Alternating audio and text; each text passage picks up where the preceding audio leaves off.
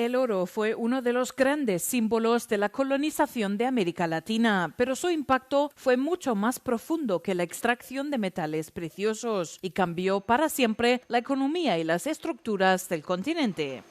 El tema de colonización en América Latina es un tema histórico que ocurrió durante varios siglos.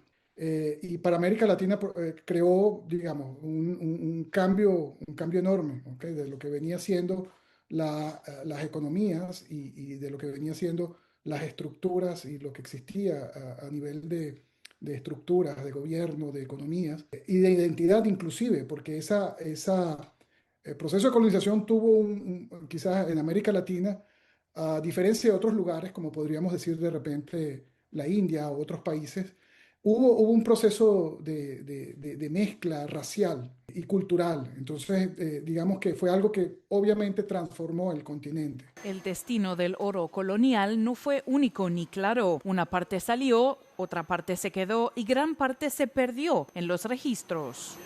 Aparte de que no todo el oro era llevado para la corona, parte de ese oro se utilizaba también por los dueños, los gobernadores de estas regiones lo utilizaban también como manera de reinversión para crecer algún tipo de infraestructura y para las economías locales también. Una parte de eso también quedaba, no todo era extraído.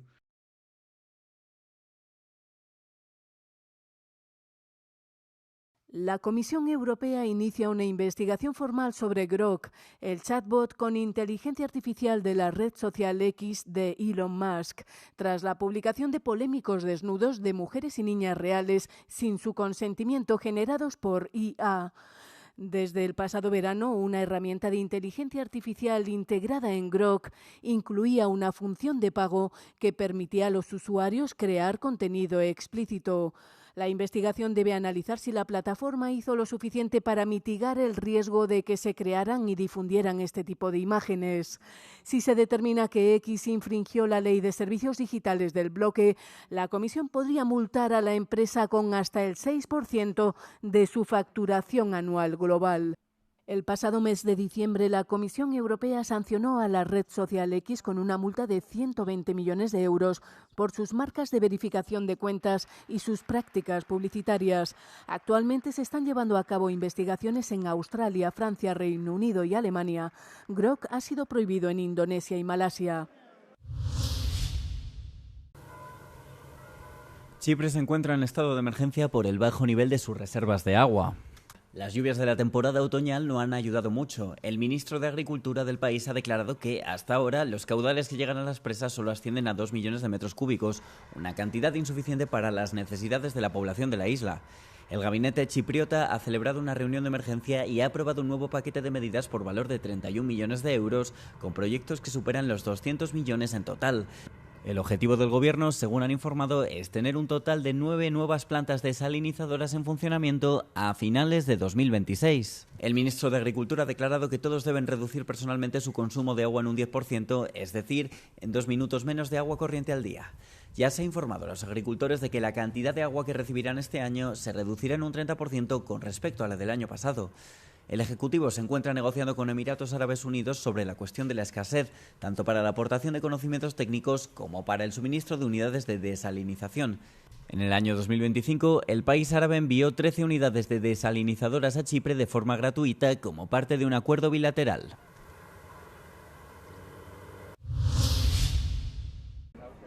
El corredor secreto utilizado por las élites del Imperio Romano para entrar y salir del Coliseo ahora es accesible para todos sus visitantes. Se trata de una de las últimas incorporaciones al parque arqueológico que, gracias a los fondos de recuperación pospandemia de la Unión, podrá recibir a turistas con movilidad reducida. El llamado pasadizo de Cómodo es un túnel subterráneo que conectaba la zona reservada a los emperadores dentro del Coliseo con el exterior de la arena. La Unión Europea lo ha financiado con 180.000 euros. L'integrazione dei fondi ordinari del Parco Archeologico del Colosseo destinati al restauro e alla riapertura di tutto il corridoio del Passaggio di Commodo hanno avuto un combinato felicissimo con fondi PNRR per 160.000 euro che ha consentito il superamento delle barriere architettoniche con quella realizzazione e progettazione prima ovviamente di questa scala che a noi piace chiamare magica, che diventa una piattaforma e che consente di scendere anche a questo piano inferiore. Construido tras la edificación del anfiteatro y descubierto en el siglo XIX, este pasadizo secreto ofrecía en su día privacidad y discreción a los emperadores. Una compleja restauración llevada a cabo en este entorno subterráneo ha devuelto la vida a valiosos objetos. Donde faltan las bóvedas originales, se ha utilizado un sistema de iluminación especial, pero la restauración no termina aquí, ya que ya se ha previsto una segunda fase de obras. Il nuovo intervento di restauro ci consentirà di recuperare altri frammenti molto importanti di stucchi e di affreschi che si sono conservati sicuramente anche nelle loro decorazioni. Il parco archeologico del Colosseo è il luogo più visitato non soltanto dai turisti ma anche dagli italiani e i piani per i prossimi anni sono davvero ambiziosi. L'idea è quella di dare nuova vita a questo luogo rendendolo accessibile al pubblico, ma soprattutto organizzare qui numerosi eventi, davvero un luogo chiave della vita culturale della capitale. Giorgia Orlandi, Euronews, Roma.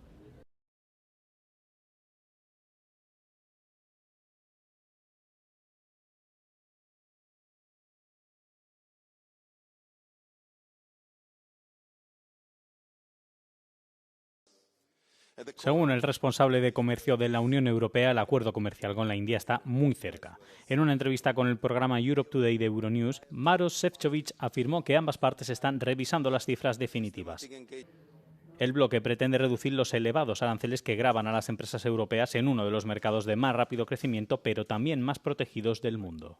I mean, what is very important to recall is that in some sector, India has tariff going up to 150%, and therefore big parts of the economy, the whole sector has been completely closed off to the European exporters, and now we are kind of reopening. So the big benefit would be opening of the economy. Second, building up the integrated global supply chains and hedging against global instability. Šefčovič se refirió al acuerdo como la madre de todos los acuerdos, ya que parece abrir un mercado de 1.400 millones de personas para las exportaciones y los servicios europeos. En la actualidad, alrededor de 6.000 empresas europeas operan en la India. Según las cifras de la Comisión, el comercio de mercancías entre la Unión Europea y la India ha aumentado casi un 90% en la última década, con 48.800 millones de euros en mercancías exportadas en 2024.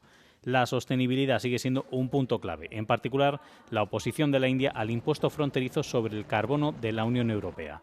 El acuerdo de libre comercio podría anunciarse el martes durante la cumbre Unión Europea-India en Nueva Delhi.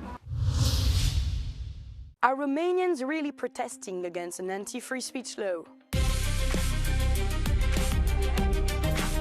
Thousands joined a protest in Romania last week, organized by far-right MEP Claudiu Terziu. Online, the protest was presented as a stand against a law allegedly designed to abolish free speech, with claims that the government could jail citizens for spreading hate online. But the reality is more complex. Protesters were calling for the repeal of what they're calling the Wexler Law, which is actually aimed at combating extremism. The law proposed by MP Silviu Wexler bans the glorification of fascist figures and introduces prison terms for promoting anti-Semitism, racism or xenophobia online.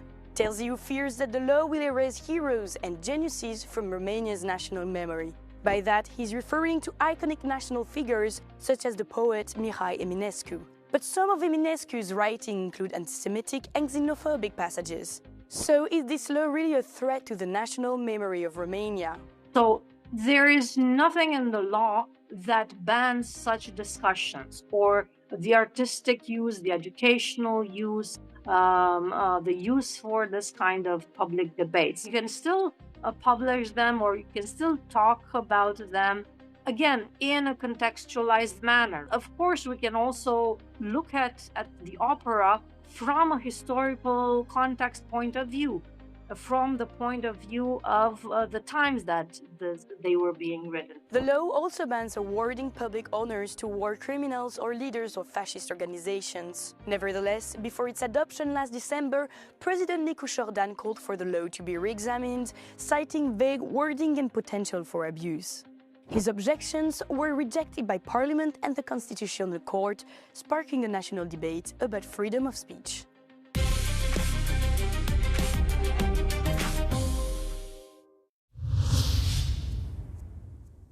¿Quiénes son los más afectados por la crisis inmobiliaria europea? Desde 2010, los precios medios de venta de viviendas en la Unión Europea han aumentado en un 55,4% y los alquileres en un 26,7%, superando el crecimiento de los ingresos de muchos grupos. A finales de 2025, la Comisión Europea estimó que la sobrevaloración media de los precios de la vivienda en Portugal rondaba el 25% por encima del valor razonable, superando a otros mercados inmobiliarios del bloque. Esto está afectando especialmente a los jóvenes, en concreto a los que tienen de entre 18 y 29 años, ya que son más propensos a atrasarse en el pago de la vivienda y los servicios públicos. Los jóvenes emancipados de sus padres gastan una parte notablemente mayor de sus ingresos en vivienda y son más propensos a atrasarse en este pago y en los servicios públicos en comparación con otros grupos de edad. En Bulgaria, Irlanda, Polonia, Portugal y España, y en algunas partes de Austria e Italia, el grado de inaccesibilidad del mercado del alquiler es tal que, en muchas zonas, se necesitaría más del 80% del salario medio para alquilar un apartamento estándar de 2 habitaciones. En la Unión Europea en 2024 se invirtió el 5,3% del PIB en vivienda. Chipre fue el país de la Unión que más invirtió, mientras que Polonia fue el que menos, con un 2,2%. Las preferencias de vivienda no satisfechas se asocian con una serie de consecuencias negativas, como la incapacidad de lograr una vida independiente o la decisión de tener o no tener hijos.